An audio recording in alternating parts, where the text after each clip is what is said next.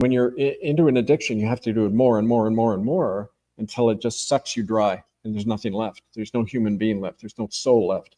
And I believe that's what happens. That's why when you're at these high levels, they wear a mask. Like you see a picture of the popes and they're always smiling and beneficent, but those are doctored photos because people who've met them in person all say the same thing. They have these black, dead eyes like, a shark. I don't know if you've ever seen a shark's eye, but it's just a predator, nothing there but deadliness. And that's what you become when you're part of this, right? Yeah, he could qualify for sure. He looks really dangerous, Kevin. Well, yeah, when you read more of these testimonies, you'll see what a monster the guy is. And it was, but his successor, is doing exactly the same stuff as we speak. And that's why we're determined to shut down these things and not simply, research and expose it, right? All right, folks. So we've got almost 2,000 people watching live across all platforms. Kevin is risking his life talking about these things. So it's very important if we can support his work. All of his links are in the description box. You can get his books, etc. And we're discussing the Ninth Circle. And Kevin has talked about the origins of it so far and also the purpose of it over the years. And you did touch on something there, about these characters, how they get addicted to the torture and the torment. So would you say you could add to that list of its functions then is the personal gratification these people get from doing these horrific things to people? Absolutely. That, and having even years ago in my salad days when I was a minister, I did prison ministry, and I've talked to serial killers and serial, bad people, and they get a high off it. They're honest and said, yeah, well, this is just what we do to get our high, and it's like a drug that you need more and more of, and so yeah, there's that whole. It's like anything these wealthy people do. It's always, and it isn't just the church. These things happen in all sorts of communities. I remember when I first started my work in Vancouver, there was a fairly famous media commentator. His name was Jack Webster. He was known all over BC, like in the mainstream media. And when I started investigating this stuff, he called me down, and we went out to dinner together. And he said, "I've known about the Vancouver Club and what those people do there for many, many years. Everybody knows it's totally protected. You'll never uncover it. You'll never get these guys before justice, even into a court." He said they pass children around like a good bottle of wine. That's how they view it. They have no conscience. And it isn't just them. It's all their rich friends. They all do it. And you get anywhere close to that and you're dead. And he listed a bunch of reporters and cops who had tried to, right? And so he said, "I wish you luck, son." That was kind of his, and he died the next year. But I mean, that's right from somebody right in the system, right? He was a confidant of all those guys. So I mean, that's how it operates, right? So you mentioned people being compromised outside of the Vatican then. And if you look at the leaders of Europe right now, it's an absolute freak show, from Keir Starmer here to Macron, etc. So are you saying then that even though this ritual is in-house at the Vatican, outsiders are brought into it, perhaps at the head of politics and in power positions? Is that how it works? Well, absolutely. As a matter of fact, Tos, whose picture you saw there, Tos Nienhuis, said one of the first places she was taken as a child was Carnarvon Castle in Wales, where Philip and Charles were present and at these ceremonies. And, an example of the political power of this, when Tos and me and other people in Europe took this to the European Parliament, there was a member of the European Parliament who took this on. He lasted about a month, and then they threw him out, even though he had parliamentary immunity. He went to jail for 6 months. They went after his house and his family, just for raising the fact it was in relation to that Marc Dutroux case. If you remember Marc Dutroux in Belgium, who was caught with like literal body parts in his house. And in the original court statement he made, the police statement that was then edited out, he made reference to the Dutch royal family members who were with him. And that got edited out and everything. So Laurent Louis, this was the name of the European Parliament member. He got up in the European Parliament and named Mark Rutte as a member of this cult and said, we want to reopen the Marc Dutroux case. Next thing he knows, bang, he's gone. We couldn't find him for a while because he was in prison. There goes parliamentary immunity when you mention the Ninth Circle, right? So this just shows you the network all through the political system, right? Yeah, let me just add a little bit to that then. Let me just get our friend off the screen there. So Marc Dutroux, we have covered a bit of this before, was a convicted serial R-worder and doing these things to kids as well. Convicted of abduction and R-word of 5 young girls in '89. Released on parole after just 3 years imprisonment. Arrested again in '96 on suspicion of having abducted, tortured, and essayed 6 girls between 8 and 19, 4 of whom were unalived. His widely publicized trial ended with his conviction on all charges in 2004, and then he was sentenced to life in prison. Accomplices include his wife, a few other names here. And anyway, there's other news stories saying that he himself has insisted that he was part of a ring. And speaking as his trial drew to a close, he expressed his sincere regret but did not ask forgiveness of the victims' families. Flanked by armed guards and standing behind a bulletproof grass screen, he told the crowded chorus, "I am not a murderer." And so, is he the fall guy then for this ring? Yeah, I mean, you know, it's like whenever you catch one person, they're the scapegoat, and they have to play along, and they're granted things if they do. But here's again, like what I mentioned right at the beginning of the show, you run into the political fact that in the existing system, it's a rigged game. You cannot get justice. You cannot save children in it, you know. And that's why, you know, we emphasize so much the common law courts, setting up sovereign republics like we did in Canada. There's a movement in England to do the same thing. As a matter of fact, when I come in Europe, to Europe in September to help the court, I'm going to be coming to England. I'm even writing a letter to King Charles, inviting him to tea and saying, look, let's talk about how you need to abdicate. You need to step down because the crown is a convicted criminal institution. We need a republic, just like you used to have in England in 1649, right? And should be interesting, right? Should be entertaining. But we got to act from our own jurisdiction, our own power. This is the only way things ever come out. Okay, so you know we've touched on the origins of it and the purposes of the Ninth Circle. So how did it evolve over the centuries in the church? Well, that's hard to piece together.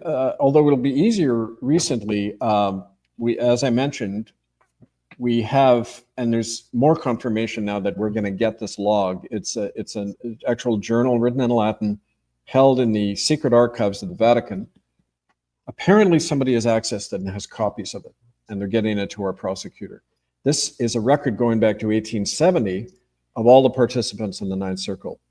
Now, only in the Vatican, that doesn't cover all of Europe, but at least it's got it apparently has Robert Prevost, Pope Leo's name in it, confirming what the eyewitness said, seeing him at those rituals. And now we're always wary of fabricated stuff that's going to then prove to be wrong, and then it delegitimates us and makes us look like we're making it all up. I mean, that's a standard practice they do. So, but we never publish anything unless A, it's confirmed by at least 3 other sources who don't know each other, and also B, a separate archival confirmation, because this stuff exists. And it's like we found in Canada, we had the eyewitness testimonies of, you know, mass murder in these Indian death camps run by the churches. We had documentation confirming the eyewitness testimony, showing the 50% death rate in these places. And we had forensic evidence from digs we had done, like at the Mohawk Church of England school. All confirmed. That's all you need in a court of law to convict, right? And so when people say we're making stuff up, say, okay, let's see the evidence that we're making it up. Let's see your counter evidence. And none of the naysayers ever provide that evidence. They just name call, which is what you do when you don't have evidence. You just attack the witnesses. So we're on fairly solid ground. especially since we've got a bite from people within Interpol who know all about this stuff. I mean, don't forget, Interpol goes back a long ways, and they've come across this stuff all the time. They're not allowed politically to intervene, but they have the evidence, they have the information. And apparently from the prosecutor, they're beginning to access more of this. So keep your questions coming in for Kevin, folks. You're getting asked, is one of the purposes of the Ninth Circle energy harvesting? Yeah, we've talked about that. It's a process that I don't understand, but other people do. We have kind of psychic investigators working with us too, people who've taken us right to grave sites, and they say it's multidimensional energy harvesting, right? And Rome is kind of a center of that energetically, but it happens all over the planet depending on where the energy lines are and everything. And yeah, so that'll be part of the evidence too, that discussion. And the location of these rituals, is it on ley lines, someone asked? Sometimes, but not always. Like like for example, you know where Queen Elizabeth and Philip abducted those 10 children, native children at the Kamloops school, and they were never seen again? You trace the latitude of Dead Man's Creek where they vanished, and it goes exactly through the Isle of Wight. And you all know about the Isle of Wight. I mean, it's a kind of a demonic center. So yeah, those, and near just south of Stonehenge as well, and Glastonbury. So I mean, yeah, there are those definite lines, but there's also other places. You know, these Ninth Circle people are just human as well. They have protection, but they screw up sometimes. And there have been occasions like when we broke up that ceremony in Montreal, it was happening beneath Reine de Mont Cathedral in Montreal, Marie Reine de Mont. And yeah, these guys then take off to a place in the country, in the Quebec country. They were later tracked down and found that they'd gone to a safe house where they also tried to do these things. So enough pressure is brought to bear, and these people break, even with all the protection in the world. And so that's why we keep emphasizing now it's time for action. We've got a lot of evidence, a lot of information. Now, how do we stop them? That's the question before the court, right? So has there been infighting in the Ninth Circle, and does it have like a set leader? There was a big infighting going on between Ratzinger and Bergoglio. Okay, so Pope, keep forgetting the guy's name.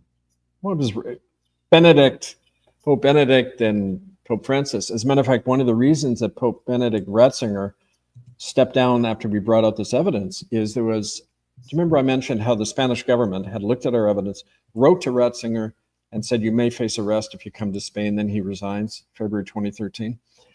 One of the people who did that was a guy, he was the Spanish ambassador to the Vatican, Eduardo de Berruga, his name was.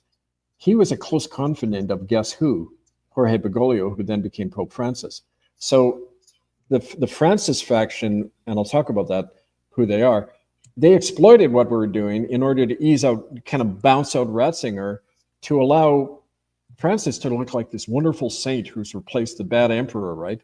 And yeah, I mean, he even looked like the evil emperor, right? So now you bring in smiley-faced Frank, named after Francis of Assisi, you know.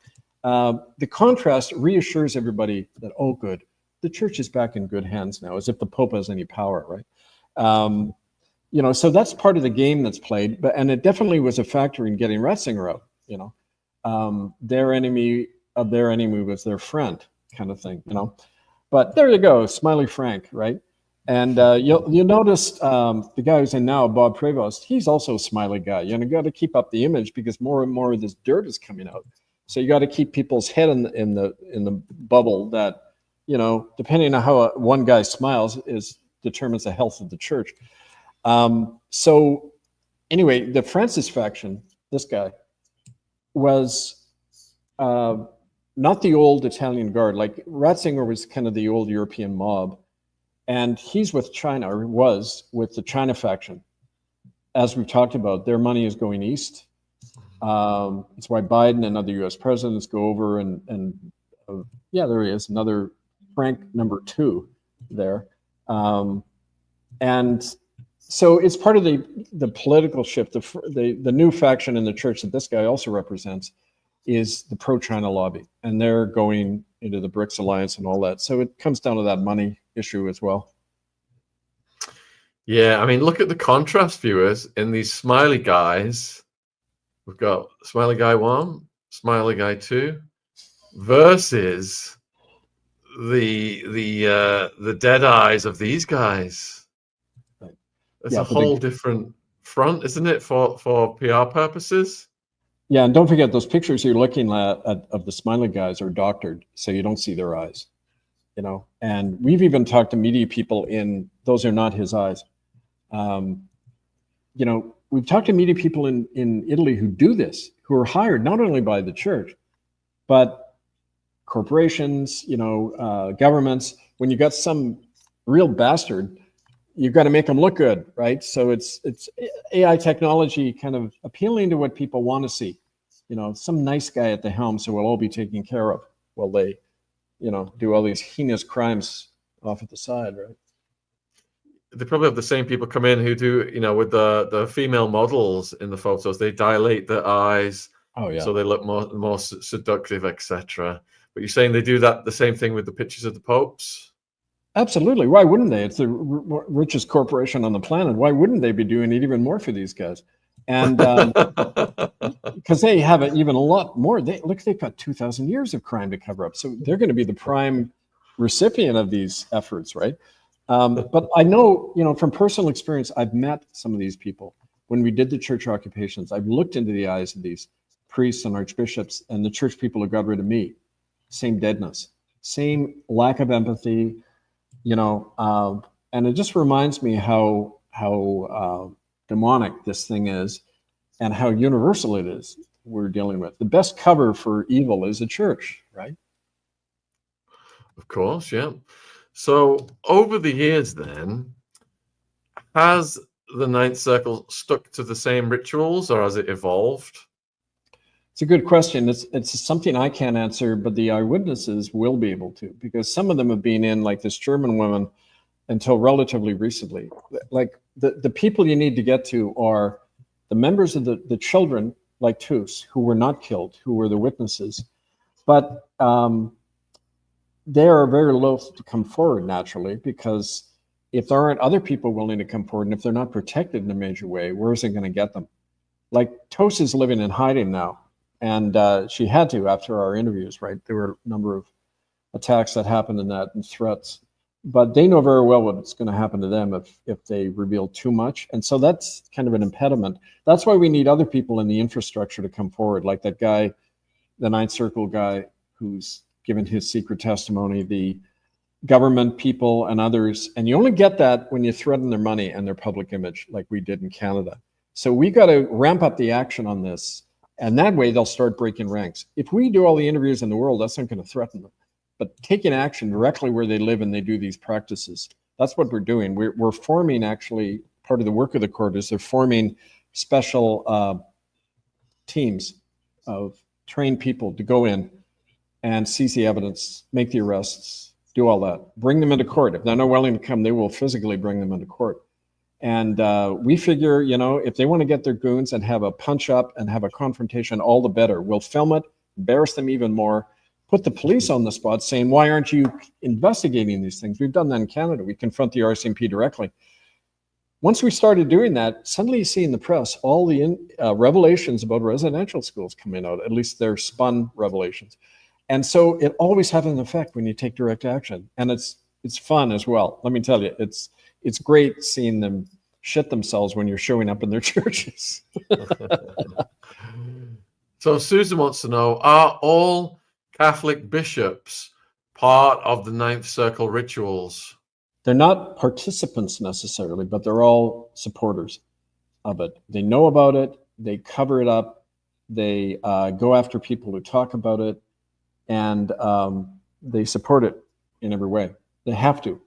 It's part of it. Like I say, it's part of your vow to support the church institution, and part of the church institution is the Ninth Circle. So yeah, they all know, even if they, you know, I know Catholic priests who've left after, you know, being exposed to this work and everything. And we've talked a lot, you know, as a former minister, I talk to them and they say, yeah, any church is a culture of fear and silence. You're not to talk about this stuff, right? And, you know, if your local clergy person is buggering some kid somewhere, you're not, you know, the church will deal with it, right? I mean, there's the whole policy in the Catholic Church to do that. No one is to tell the cops, you know.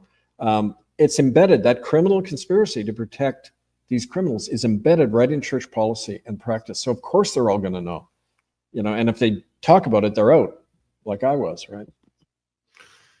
And because people have talked about it, Kevin, has the Vatican took measures to camouflage the Ninth Circle more, or is it so buried in the heart of the Vatican that they're insulated from ever being detected? Well, it's known now. It's widely known. As a matter of fact, one of the people in Italy working with us said a lot of Italians know about the Ninth Circle, you know. But Pope Francis, he was an attempt to bury it. That's the whole reason. And the guy in now, Prevost, they think they can bury it even though they're personally part of it, like that testimony that he was there at least 2 Ninth Circle ceremonies that eyewitnesses have seen him at. And so they have that hubris, right? That the Greeks said the inevitable result of being in power is hubris, this arrogance and self-confidence that you're God and nothing can ever touch you. Well, that always works in our favor all the time. And let's hope they keep acting that way, because they shoot themselves in the foot all that time and they don't see us coming. They're overconfident. And, you know, so, I mean, that's part of the climate, right? So are there any popes that have ever gone against the Ninth Circle or tried to stop it? You know, people theorize that John Paul I, who was poisoned after 28 days in office, was going to, but that's just surmising. He never mentioned the Ninth Circle. He had to be part of it in order to become Pope in the first place. He's on, like we talked about, what we've learned from the Vatican logs, there's a red list of accepted candidates like this Prevost on the right, who that very month that he was shaking hands with John Paul II was part of that Ninth Circle ritual. Okay, so he was on a red list. He could become a future Pope. So John Paul I couldn't have got in unless he was part of it. He went after the Vatican Bank and threatened the money. That's why they got rid of him. So I don't see how any Pope could go against it, because at that point, you're so programmed, you're so in the club. Why would anyone go against it? Right? Secret Watcher wants to know whether Cardinal Pell was involved in the Ninth Circle. Well, like I said, by definition, they're all involved directly or indirectly by sin of omission or commission or omission. But Pell, like we talked about, was part of the Ratzinger faction. Bergoglio got him out because he was See, Bergoglio has been trying to concentrate the finances of the Vatican, and Pell was a traditionalist around the Ratzinger crowd who wanted to, you know, he was kind of monkeying around with the Vatican finances, so they set him up to be denounced as a child trafficker. Right? So, you know, it's all Vatican politics. It's, you know, it's just. So Jerry wants to know whether you think the members of the Ninth Circle are demonically possessed. That's part of it. But the thing to understand is the institution is demonically possessed. You know, because, I mean, just try to talk to a loyal Catholic about this stuff and watch the reaction. It's like somebody possessed. It's like, you know, they refuse to believe that you know, their leader can do that, right? That's a state of possession. I mean, and a whole culture that knows these things are going on and don't lift a finger to stop it. That's a state of possession. So, I mean, I wouldn't kind of make that seem like it's some weird separate thing from any of us. We're all part of this problem, right? Jimmy Savile. Was Jimmy Savile in the Ninth Circle? Because he was knighted by the Pope, wasn't he? Oh, yeah. Yeah, so undoubtedly, you know, I mean, when you talk about somebody's eyes, just take a look at his. But no, you got to assume that, but no specific evidence that he was at ceremonies. I've never seen it, but who knows? So Barry wants to know, how do the members of the Ninth Circle get sexually turned on with such horrific things happening around them?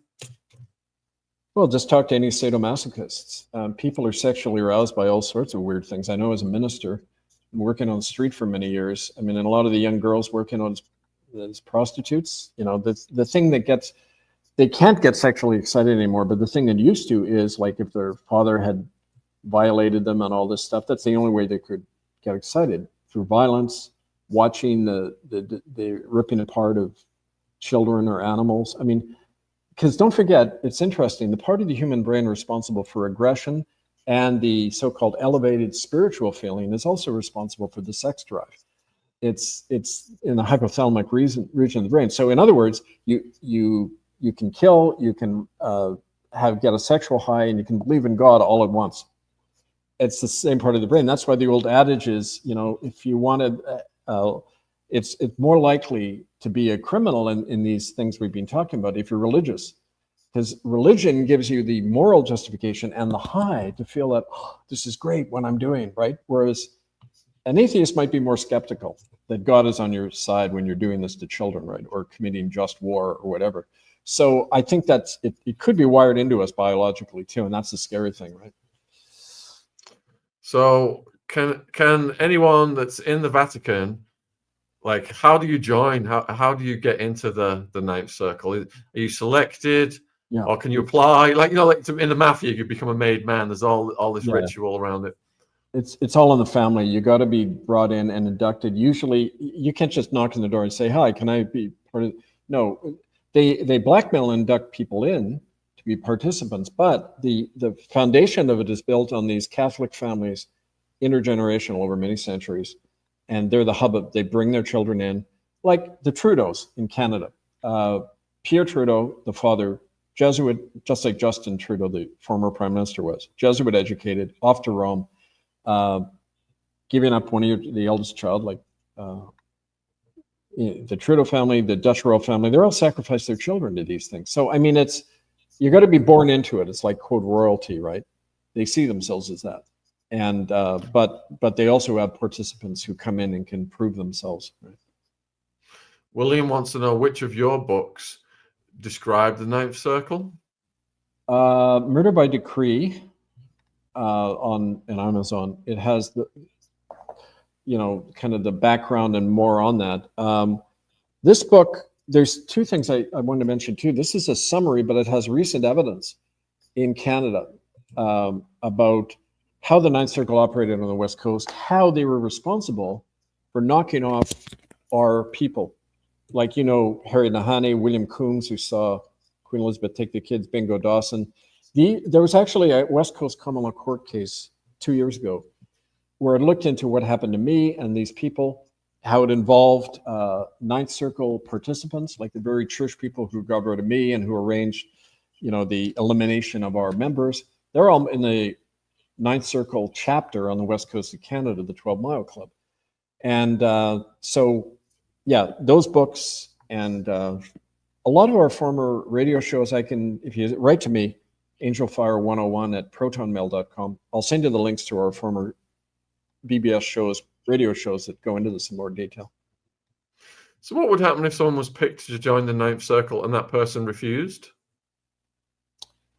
They'd be threatened. They'd be warned not to ever talk about it. If they did, they'd vanish. Or they would be made a public example of, and their body parts would be found all over the place or something like that, right? And do you know of any times that actually happened?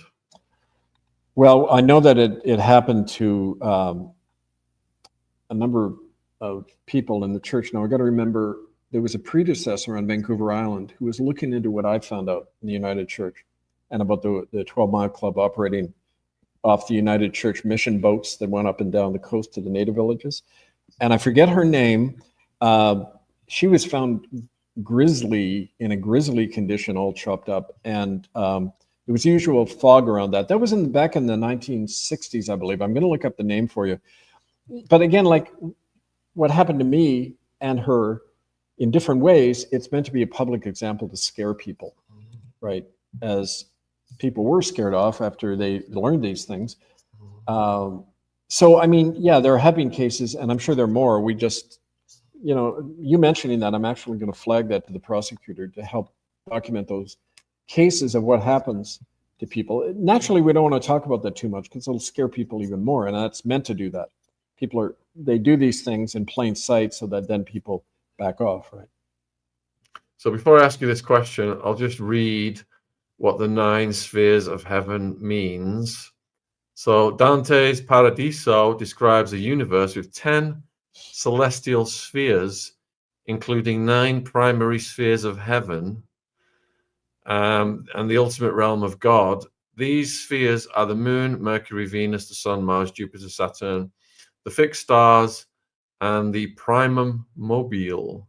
Dante associates each sphere with a celestial body and the 9 levels of the angelic hierarchy. And then you've got the Moon associated with those who made vows but lacked consistency. Mercury linked to those who pursued worldly glory and ambition. Venus, those consumed by earthly love. The Sun, those who are wise, knowledgeable, intellectual. Mars, valiant in battle, achieve greatness through strength.